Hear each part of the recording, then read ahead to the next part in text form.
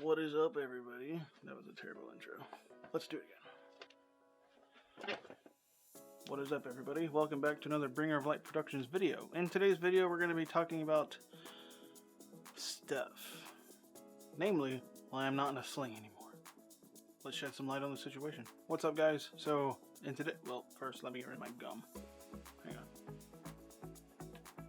I tend to chew while I'm talking, and it's very, very gross. So, that was for your benefit. You're welcome. So, I don't know if you can see, but I'm not wearing a sling anymore.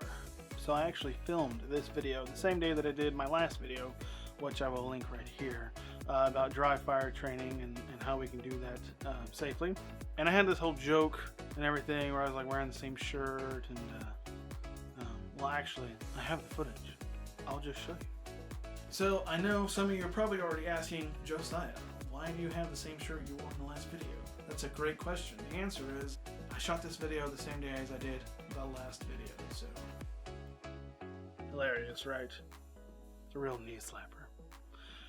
Anyway, so that was like 3 weeks ago, back when I still had to wear the sling. That week, I was able to take the sling off and not have to wear it anymore after wearing it for like 3 weeks straight. So I was very happy about that.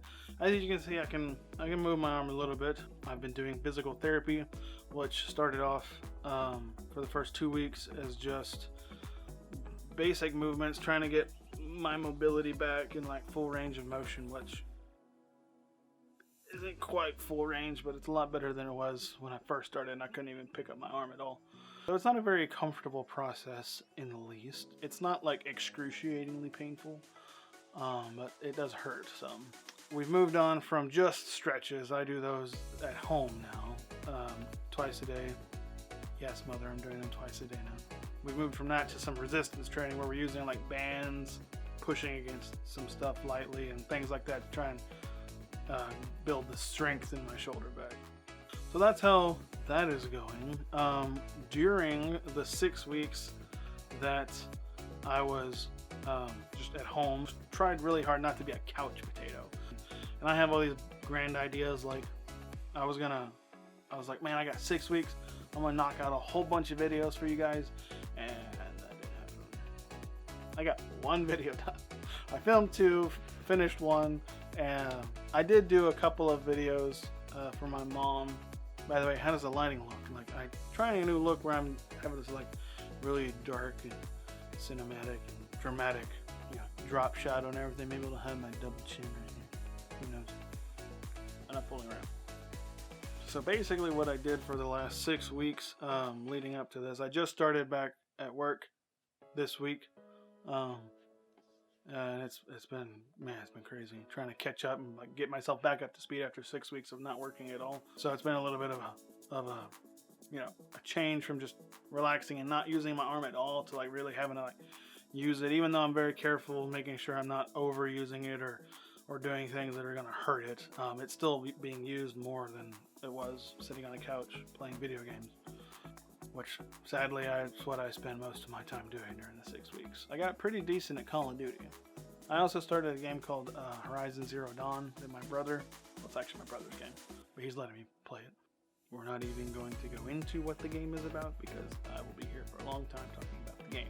This is not a review about video games. So I played a lot of video games. I read a lot. I had to go grab a book. So this series right here, the series is called the Codex Alera. It's by Jim Butcher. It is an amazing, amazing series. My oldest brother got me and my younger brother hooked on this series about a year ago. There's 6 books in the series. I bought all 6 of them. The book club I'm in right now, this is the book we're reading, is the first one. So just before my surgery, I bought the whole set because I wanted to reread them for myself. Duh. For myself. What else?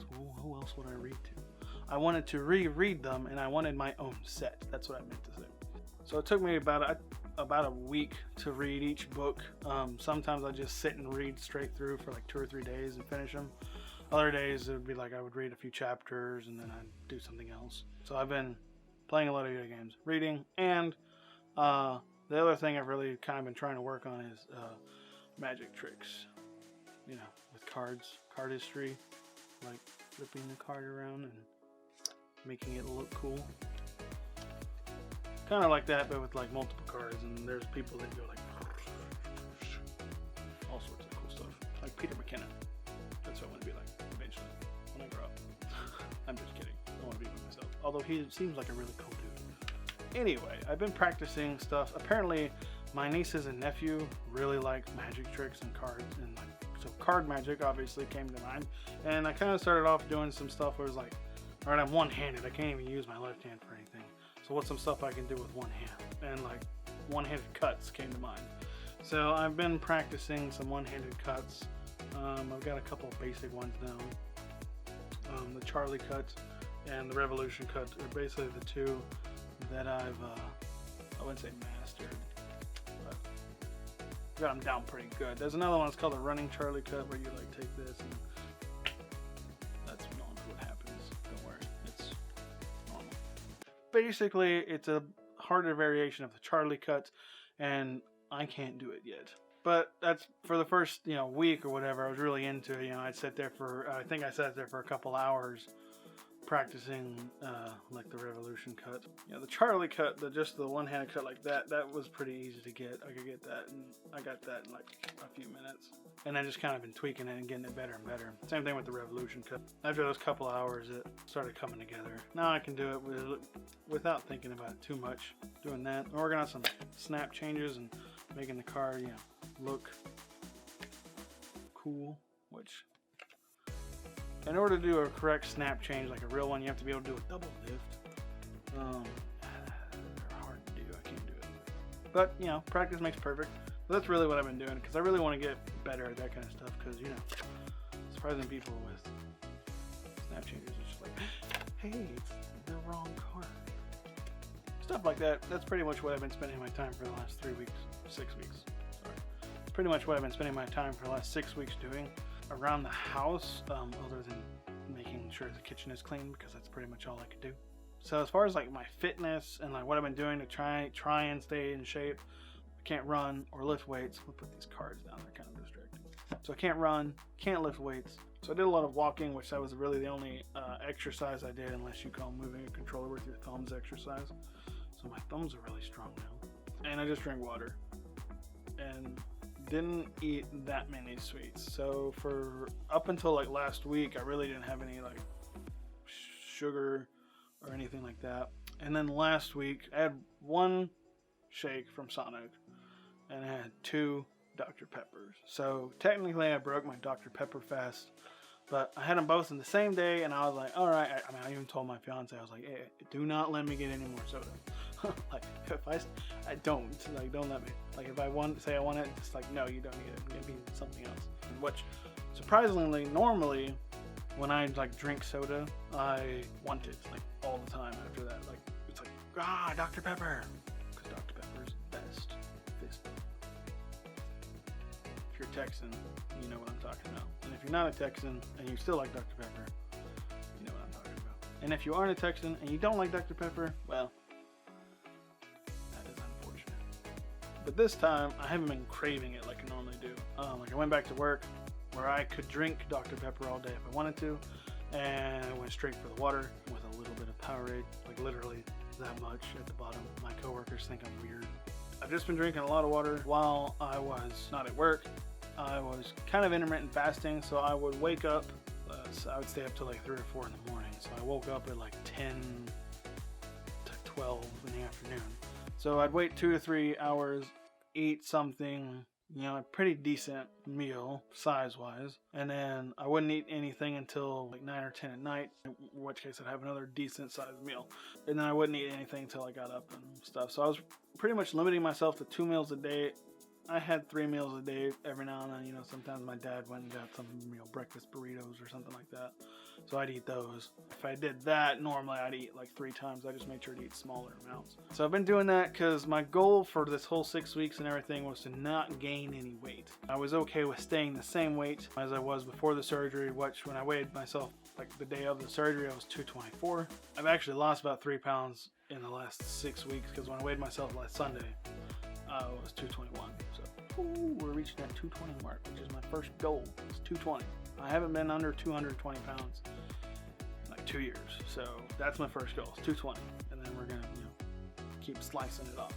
I'm okay with slow progress. Progress is progress, But yeah, that's basically what I've been up to for the last 6 weeks. That was a very rushed, quick, maybe not so quick depending on how long the video takes to run through of what my life has been like for the last 6 weeks. I'm starting to do more and more of these videos. I will be working on more and more of these videos, definitely in the future, getting them out more consistently. My goal is to be able to do 3 videos a week, 1 for each of the topics that I spoke of in this video. So if you've been following the channel, you know what those are. If you haven't, hey, check it out. Don't forget to like and subscribe. It really helps me out, and I greatly appreciate it. Yeah, that about wraps up our video for today. So without further ado, we shall get to the part that everyone really watches these videos for, and that's our bad dad joke of the video. What's the difference between a guitar and a fish? Dramatic pause. You can tune a guitar, but you can't tune a fish. Get it? Tune a fish. Look, it says so right here. Well, that concludes today's video. That was terrible. That sounds going to be terrible. Never clap and speak at the same time, Josiah. You've worked in movies, you know this. So that concludes our video for today. Thank you so much for watching it, even though I was rambling a little bit. I didn't write notes down for this video. I just kind of went along with it. So yeah, don't forget to like and subscribe, and please ring that notification bell if you would like to see future content and be notified whenever I put a video out, which will be more than once every 3 weeks. Cross my heart, hope to die. Actually, no, I don't hope to die. I hope to live a very full and meaningful life. I never got that phrase. Like, cross my heart and hope to die. Is that like if you break the promise or the oath that you hope to die because whatever the person's going to do to you is worse than death? Yeah, maybe. If that's what it means, I guess that kind of makes sense. I will catch you guys next time on Bring Up Light Productions when I talk about the fall of creation. Actually, that's not true. It's the fall of man after creation, when Adam and Eve screwed up everything.